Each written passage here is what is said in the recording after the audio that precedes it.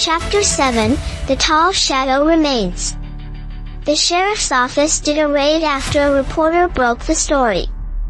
There were headlines, apologies, and a tremor of justice that felt like a temporary stitch over a deeper wound. Hale House was exposed. Donations were frozen. Names of officials were traced in ink and anger. Many children came home. Some refused to leave the places they'd been told were better, their minds folded into new patterns by promises and routines. We celebrated, in a fragile way. Emma slept through the first storm after we returned. She woke up in my arms and asked me if the tall man was still coming. I told her no, that the tall man was gone, and she hugged me like she believed it. But sometimes, late at night, I hear a knock that is practiced and even. I see a shadow that is too long for any man on our street.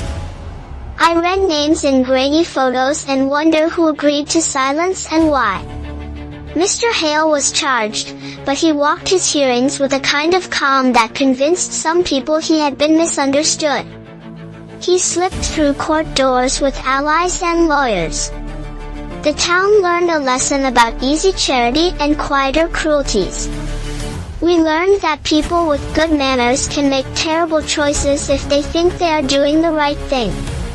Still, even as life returned to its daily rhythm, I kept a pair of small shoes by the door and a flashlight under my pillow.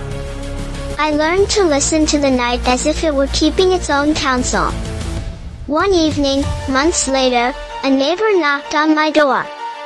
She was pale and breathless.